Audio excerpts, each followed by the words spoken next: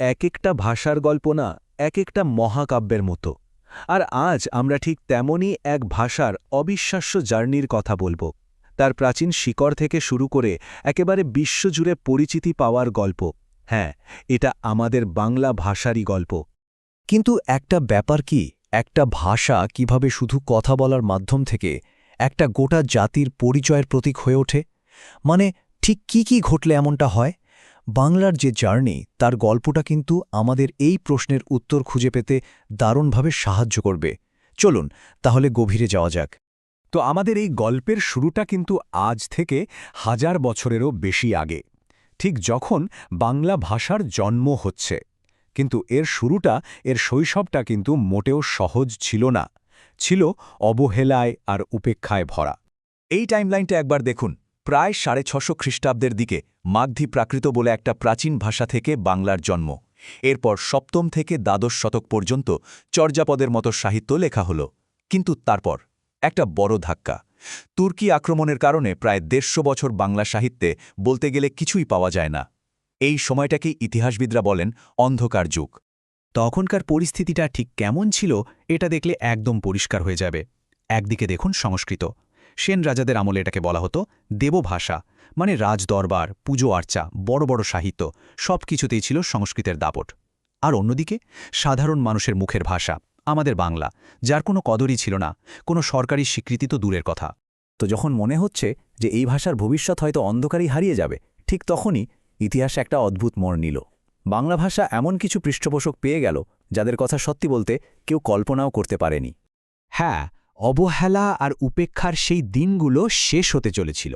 বাংলার আকাশে নতুন সূর্য ওঠার সময় হয়ে গিয়েছিল, আর সেটা আসছিল এমন এক দিক থেকে যা ছিল সবার কল্পনার বাইরে।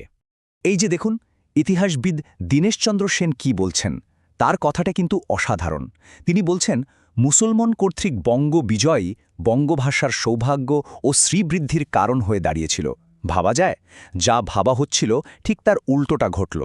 তুর্ক-পার্সিয়ান সুলতানদের আশাটা বাংলার জন্য যেন একটা আশীর্বাদ হয়ে দাঁড়াল। কিন্তু কেন? এর পেছনের কারণটা কিন্তু বেশ ইন্টারেস্টিং আর রাজনীতিকও বটে।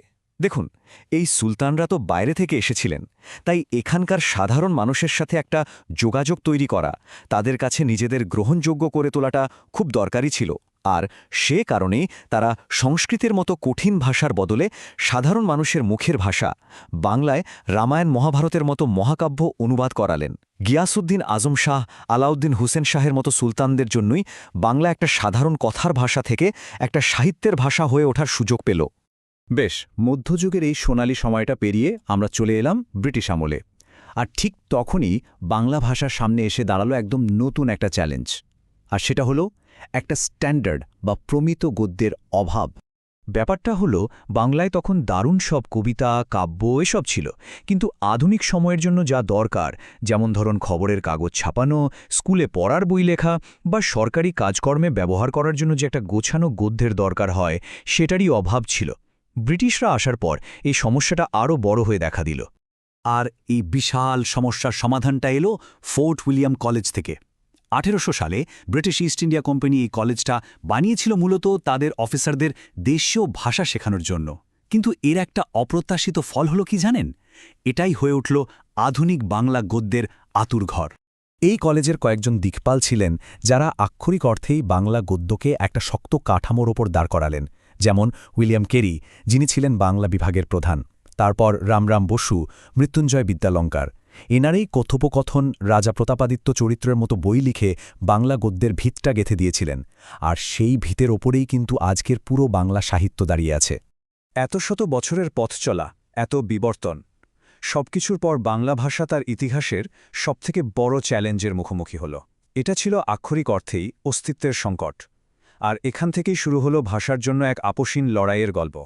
সালটা 1947, ভারত ভাগ হল, আর বাংলাভাষী পূর্ব বাংলা হয়ে গেল পাকিস্তানের একটা অংশ। নাম হল পূর্ব পাকিস্তান। কিন্তু মুশকিল হল, শুধু ধর্ম ছাড়া পশ্চিম পাকিস্তানের সাথে এই অঞ্চলের আর কোনো কিছুতেই মিল ছিল না, না ভাষায়, না সংস্কৃতিতে, না ভৌগোলিক অবস্থানে। আর ঠিক তখনই জন্ম নিল সেই মারাত্মক প্রশ্নটা, এই যে নতুন দেশটা হলো পাকিস্তান, তার রাষ্ট্রভাষা কি হবে? ভাবলে অবাক লাগে, এই একটা প্রশ্নই একটা ভয়াবহ সংঘাতের জন্ম দিয়েছিল। এই ডেটাটা একবার দেখুন, কি সাংঘাতিক একটা বৈষম্য।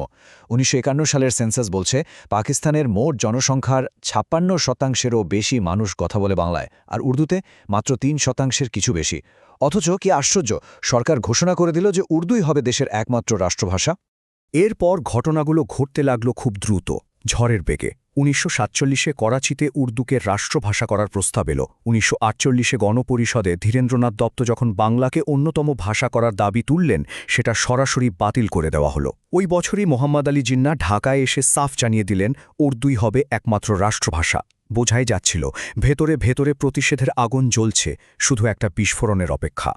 আর সেই দিনটা এলো ২১শে ফেব্রুয়ারি ১৯৫২। সরকারি নিষেধাজ্ঞা ১৪৪ ধারা ভেঙে ঢাকা বিশ্ববিদ্যালয়ের ছাত্ররা বেরিয়ে এলেন রাস্তায় শুধু মাতৃভাষার দাবিতে। আর পুলিশ সেই শান্তিপূর্ণ মিছিলে গুলি চালাল। সালাম, বরকত, রফিক, জব্বারের মতো আরও কত তরুণের রক্তে সেদিন লাল হয়ে গিয়েছিল ঢাকার রাজপথ। কিন্তু সেই আত্মত্যাগ বৃথা যায়নি, একদমই না। ওই রক্তক্ষয়ী সংগ্রামের মধ্যে দিয়েই বাংলা ভাষা তার প্রাপ্য সম্মানটা আদায় করে নিয়েছিল এবং বিশ্বজুড়ে পেয়েছিল এক নতুন পরিচিতি। ২১-এর ওই ঘটনার পর পুরো পূর্ব বাংলা যেন বিক্ষোভে ফেটে পড়ল। বছরের পর বছর ধরে চলল আন্দোলন, রাজনৈতিক চাপ।